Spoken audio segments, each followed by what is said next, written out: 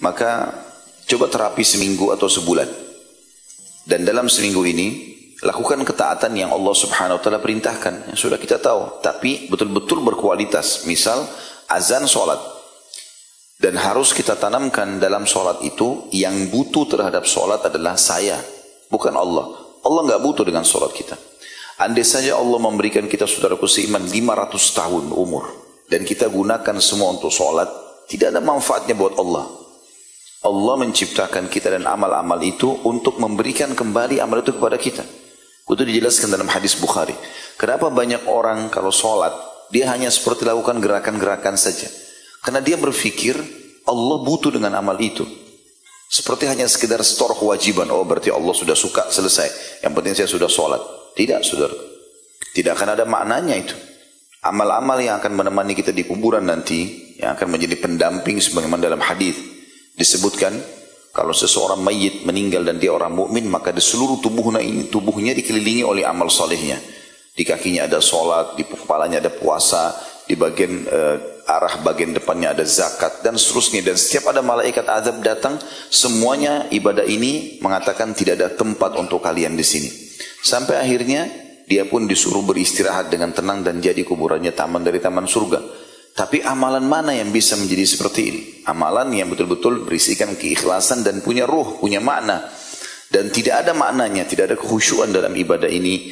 Ya, kecuali kita betul-betul jauh dari kemaksiatan. Sedikit kemaksiatan teman-teman sekalian kata para ulama, sudah cukup nikmat pertama yang Allah angkat adalah hilangnya nikmat ibadah itu. Jadi tidak ada ruhnya. Kita kalau ngaji, ya lewat begitu saja.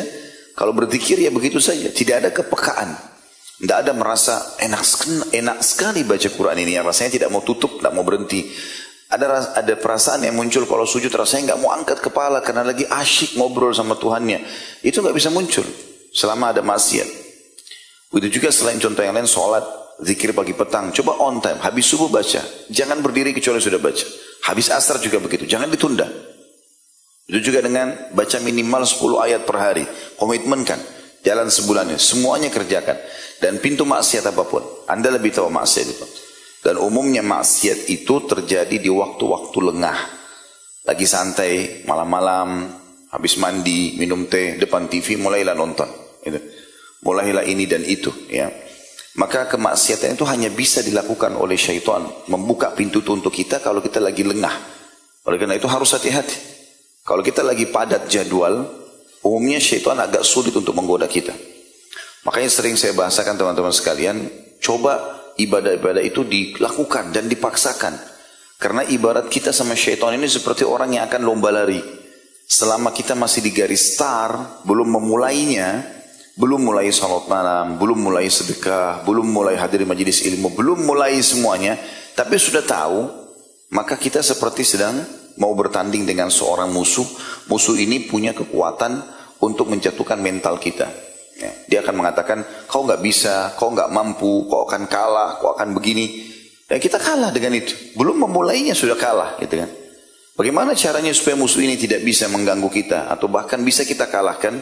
Larilah, mulai start, gitu kan? Nah, memulai start ini dengan mulai melakukan ibadah-ibadah ini. Membaca keutamaan-keutamanya dan itu harus dengan ketulusan hati. Ada orang, gak ada orang, tetap saya kerjakan.